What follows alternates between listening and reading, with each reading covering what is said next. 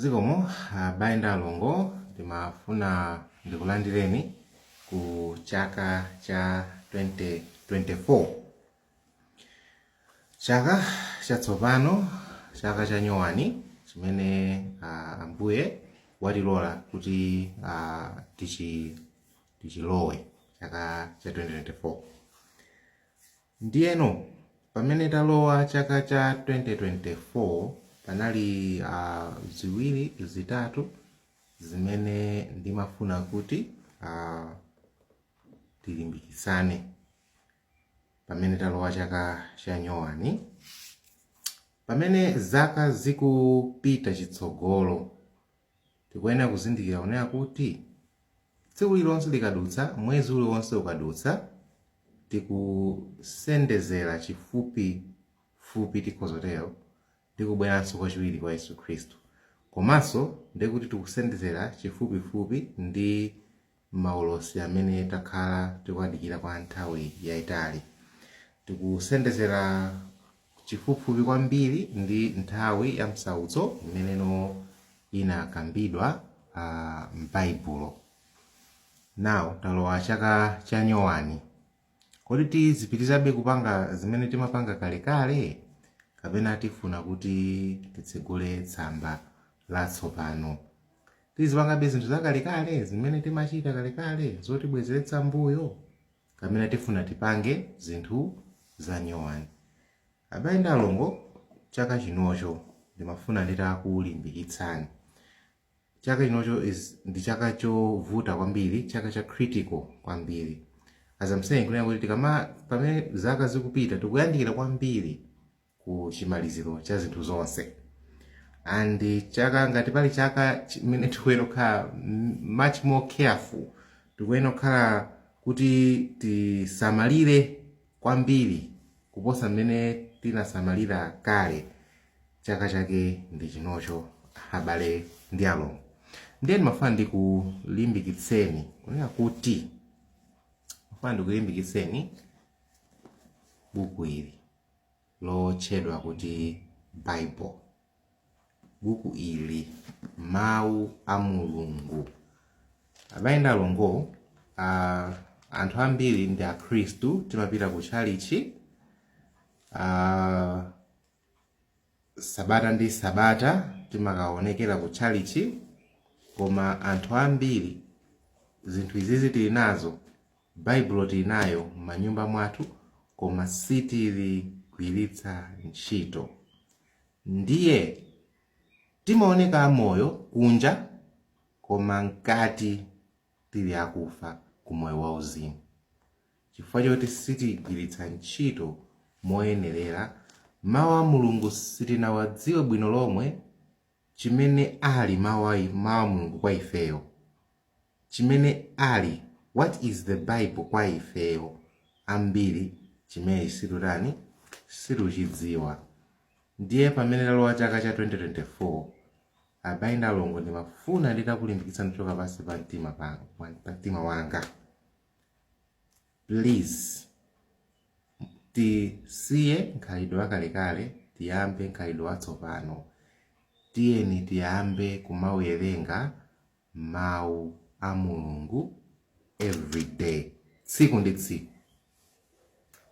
tsiku. Sindikamba zimene ndikamba si theory, sindikungokamba chinthu choti ayi kodi angokamba kungofuna kuti basi kungokamba. Ndikamba chinthu choti chimachitika, chinthu cha practical.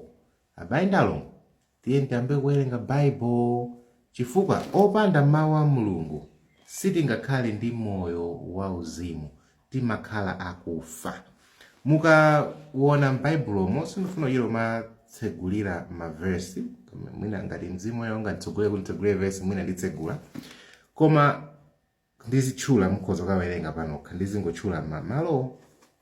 Mukawerenga pa Ezekiel 37 pali nkhani yonena kuti Ezekiel Mulungu anamuonetsa chigwa cha mafupa owuma. Ndiwo Mulungu anamululira Ezekiel kunena kuti chigwa chimene chikuyimirira ana a Mulungu, ana a Israel, ndi amene anali akufa. Mulungu amafananizira ndi mafupa owumitsitsa. Bible linene chinonena kuti mafupa owumitsitsa. Andi samatanthauza physical life, moyo wakuthupi. Moyo wakuthupi timaoneka mmene mabwinobwino kuti mapiro chali chivava masuti athu kumanga matayi ngati zabwinobwino, koma Mulungu amaona deeper than that. Amaona mwakuya, amakhala kuona spiritual life, moyo wauzimu. And poona moyo wauzimu wathu Mulungu anamuonetsezike kuti ambiri ndife mafupa ouma. And anamuuza kuti chimene akupanga lack anthuwa, anamuuza kuti akupanga lack the breath of life, mpweya wa moyo. And mafuna ndikutsimikizire na abale ndi alongo kunena kuti ngati tikufuna moyo wauzimu, mpweya wa moyo, the breath of life, mpweya wa moyo, moyo wa Mulungu uli mawu a Mulungu. And mawu a Mulungu anapangidwa design kuti powadya, popanga partake mawu a Mulungu, tikhale tikupanga sustain moyo wathu wachani wauzimu. Ndi mmene anapangira design Mulungu. Ndiye tikamanyalanyaza osamuwerenga mawu a Mulungu, tikhoza muoneka ngati anthu abwinobwino, koma nkati tili anthu akufa.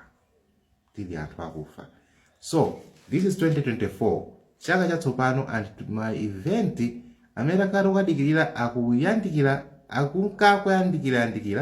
koma ambiri tikupita kumsautso umene uli patsogolo pathu, koma tili akufa mkati, tili akufa spiritually, tilibe mafuta mkati mwa miyoyo yathu. And zonsezi zimabwera, zonse ndikutchula papazi, moyo wauzimu kandi mafutawo, the breath of life, zonsezi zimabwera pamene tikuwerenga mawu a Mulungu every day. Kuwawerenga kwachita chizungu amati kwachita assimilate every day. Tiye tiziwerenga Bible tsiku ndi tsiku ili. This is ndi chakudya, this is food. Actually ndikozo kumata papa label kulemba kuti bread. This is bread, ndi chakudya, koma ndi chakudya not chakuthupi, ndi chakudya cha spiritual, the food for the spiritual life. Tipamene tupanga neglect ichi, ndekuti spiritually ndife anthu oti ndife akufa, we are starving, tikufa nayo njala ya chani?